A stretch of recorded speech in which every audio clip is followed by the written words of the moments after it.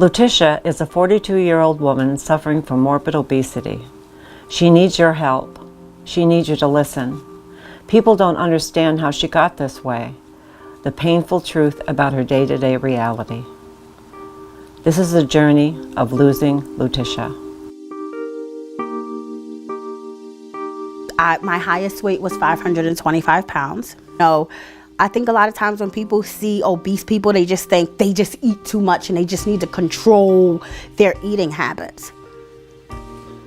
One, they don't know what it took to this weight that's on me is just more than weight.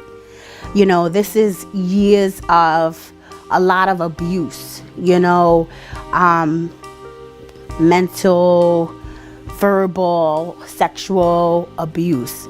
And this was my way to cope. I stuffed all my feelings, all my emotions until I was in my 30s. So for 30 plus years, I held on to these secrets without sharing. Like I was locked in my own prison. I was just always so afraid what people was gonna say when they see me. It was met with such horrible things. People said so many bad things to me that just not to hear it or avoid it, I wouldn't go out.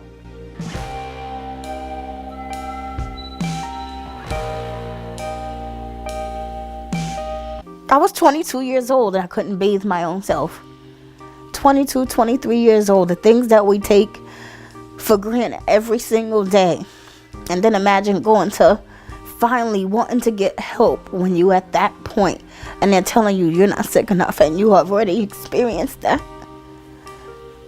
Being so young that you can't care for yourself. The most humiliating, embarrassing thing that you could go through as a young person. When most people were out dating, going to college and stuff like that, these are the sort of things that I went through.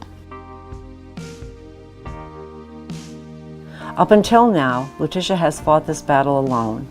The roadblocks in her path to health have been insurmountable with the resources available to her.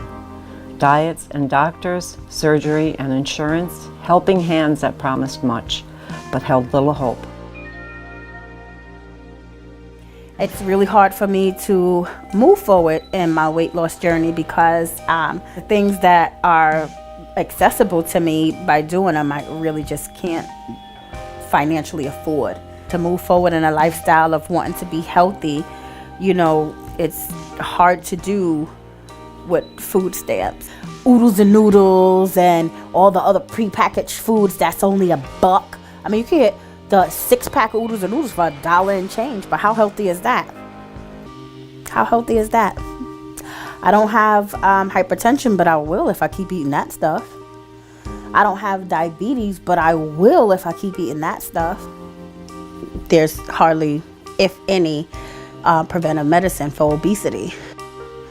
Insurance companies make me pay for the fact that I could wash myself. They make me pay for the fact I could stand at the kitchen sink and wash my own dishes. They make me pay for the fact that I could stand there and go shopping or cook for myself. They make me pay for it and say, you're still not sick enough for us to help you. Why would you wait for me to be wheelchair bound? Why would you wait for me to suffer from hypertension or diabetes? Why would you wait? I don't know what else to do. Luticia's goals are within reach with your help. Her needs are simple and practical. Transportation costs for medical appointments and rehab, food allowance for her healthy diet, internet access for research, and much needed encouragement and support. Perhaps most importantly, Losing Luticia will be the documentary of her journey to health that will shine a light on the path for those who wish to follow in her footsteps. I have to do something to let this be known publicly, like on a larger scale, that this is a real issue. So I feel like I don't want anybody else that's out there that really is desperately trying to seek help to go through it. I feel like if I'm already going through it, and if I could share with other people, and some doors could be opened and some systems could change, then I'll be the one. I'll be the first one to kind of kick down the door.